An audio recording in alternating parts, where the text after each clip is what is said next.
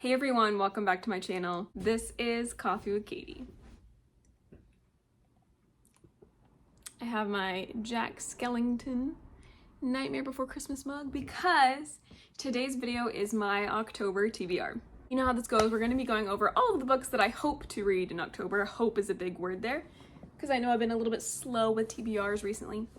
But let's just get into it. The first book that I'm planning on reading is part of the Buzzword Book Challenge, and it is Stolen Midsummer Bride by Tara Grace. This was because I think for the prompt for October was relationships, and so this has bride in the title.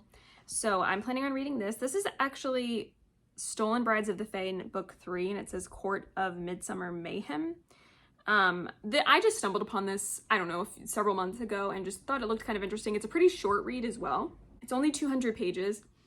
And I was just curious, my interest was piqued, and because it fits the prompt for the Buzzword Book Challenge, I went ahead and added it on. So hopefully I will be able to get to this. I don't really know anything about it, but I'm pretty sure it's pretty straightforward, but let's see. It says, steal a bride, save the library, try not to die. Basil, a rather scholarly fae, works as an assistant library at the Great Library of the Court of Knowledge. Lonely and unwilling to join the yearly midsummer revel to find a mate, Basil takes the advice of his talking horse companion, that sounds cute, and decides to steal a human bride instead. But Basil never expected to find a human girl waiting for him, wanting to get snatched. Oh. Nor had he expected a girl like Meg, an illiterate farm girl who has no use for books, with the barrier with the realm of monsters wearing thin and the chaos of midsummer about to descend. Will this unlikely pair put aside their differences long enough to save the great library from destruction and maybe find a spark of love along the way? We will see, won't we? So that is the first one. The next one I would like to read, it's been on my TBR since last year, is Hollowed by Jessica S. Taylor. This is the same author that does Siren's Mutiny, I believe, but this is a Sleepy Hollow legend retelling, and I think that's amazing. I was very excited when people started doing Sleepy Hollow, like Headless Horseman retellings, and that's what this is. I believe it's a YA, and this is spooky vibes, you know, this is an October book. It says, something wicked this way comes. Sleepy Hollow is crumbling. To protect the supernatural town from the mundane world, each year a resident is sacrificed to the Dullahan, the headless horseman that protects the veil around the hollow. 19-year-old Katrina Van Tassel knows she's a disappointment to her parents, for more reasons than one. But as the only daughter of the most prominent family in Sleepy Hollow, she never imagined that she would be chosen for the next sacrifice, or that in her attempt to escape, she would come face to face with the horseman himself. Discovering the harbinger of death is nothing like the legend she's been told. Katrina begins to question everything she's been told. Evil forces far more dangerous than the mysterious horseman are at work in the hollow, and the horseman is determined to protect them all. Katrina is tempted to take the horseman's offer of assistance in fleeing Sleepy Hollow, rather than staying to fight by his side to save the town, until he reveals she's the only one with the power to stop the evil being summoned. You can't tell me that doesn't sound at least fun. I'm pretty excited. I would really love to read every Sleepy Hollow Headless Horseman retelling, depending on where it goes, but very curious to read that. And next is one that has been on my mind and been on my radar for a very long time. I got this used, it's the UK edition, but I've been meaning to pick up this series for a long time. It is in middle grade and it is called Nevermore, The Tales of Morrigan Crow by Jessica Townsend. And I've heard this is kind of like if Harry Potter was a little bit different and was a girl. It's a middle grade series, so it's always sounded really magical and really cute, exciting, mysterious, marvelous, magical. Like everyone that I've heard talk about this really likes it. Step boldly is on the back. It just seems like a really cute book. The UK edition is so cool. It says, not only does Morgan Crow's curse mean she's blamed for all bad luck, she's also destined to die on her 11th birthday. She bravely accepts her doom, but in a very surprising twist of fate, before the clock strikes 12 on eventide and the howling shadow wolves arrive, she's whisked away by a remarkable man called Jupiter North and taken to the secret city of Nevermore. Morgan cannot believe her luck when she's given a once-in-a-lifetime chance to join the wondrous society, a place of mystery, magic, and protection. Only first she must pass 4 impossible trials using exceptional talent, which she doesn't have. Racing against time, can Morgan claim her place in this wild, wondrous city before the shadows catch up with her? Also sounds very good, and I've heard amazing things. I have the first 3 books. The 4th book is coming out this year, I believe. So now is a great time to start, and I hope I love it.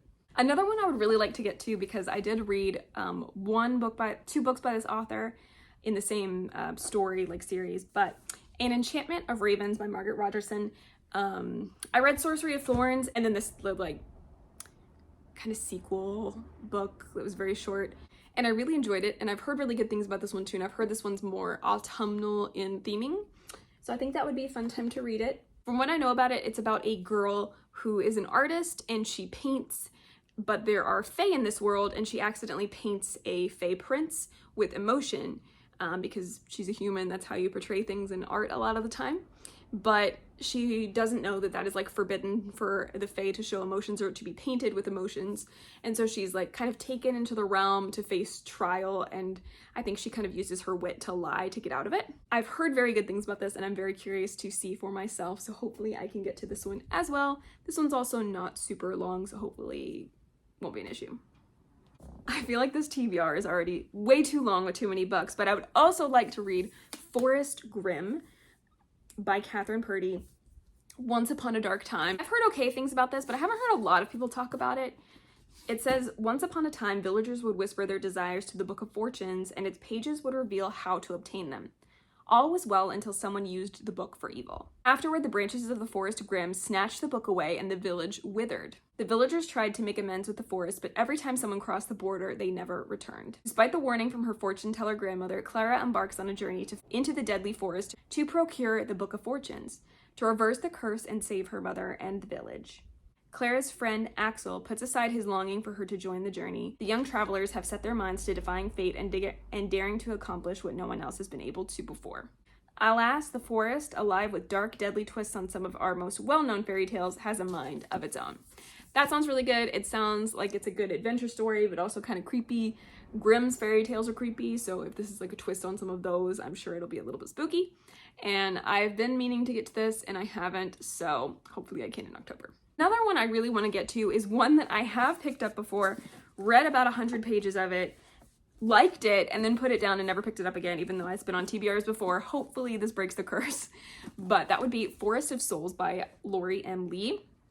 This is pretty interesting. It's about shaman magic, but these shamans are considered like forbidden, evil. You can't have magic in this world.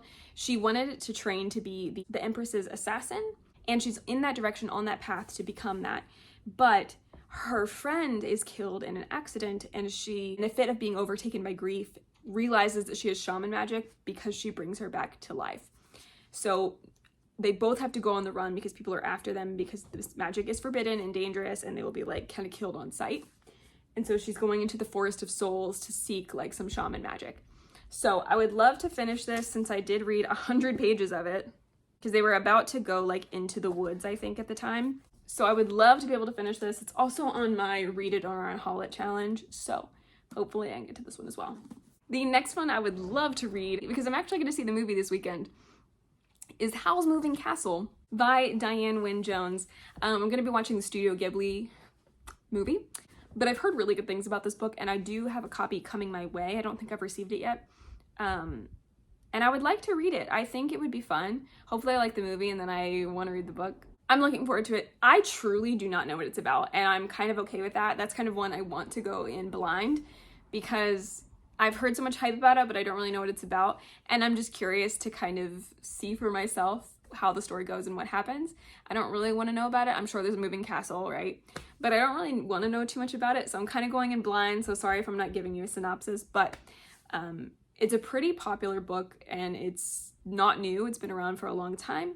So hopefully I can get to that one as well. And then, even though we have way too many books on this TBR, if I have time, which is a lot of these, I'm just like throwing on all the ones I would potentially like to read. If I have time, I would also like to read 56 Days by Catherine Ryan Howard. This came out a while ago. Was it 2020? 2021 this came out, and it's about the lockdown of 2020. I believe it's about a man and a woman who meet in a grocery store, or they meet in Ireland at some point, and it's right before lockdown happens. So like they meet, they're like kind of feeling each other, but then they go into lockdown and they decide to go into lockdown together instead of being lonely. So they're like, great, we'll have this relationship be solidified and flourish during lockdown together, where we have to spend time together. But 56 days later, the police arrived and there is a decomposing body in Oliver's place. And the little like last snippet of the summary says, will they be able to determine what really happened, or has lockdown provided someone with the opportunity to commit the perfect crime? So this sounds spooky. It's kind of a thriller. I really want to like thrillers, but I don't really find a lot of them that I really enjoy. I'm like, that was silly. That was, you know, I just didn't like how the story went. I haven't heard like amazing things about this, but I'm curious enough about it to give it a shot. Hopefully I like it. I think it'll be fun either way. We will see. Well, those are all of the books that I'm trying to read in October, if I can even get to all of them. Hopefully I do. But I would love to know what you were planning on reading in October, especially if it's like some on-theme spooky kind of read. Please let me know in the comments down below. But as for now, that is it for today's video. Please like this video if you liked it, subscribe if you want to, and I will see you next time. Stay safe and caffeinated. Bye.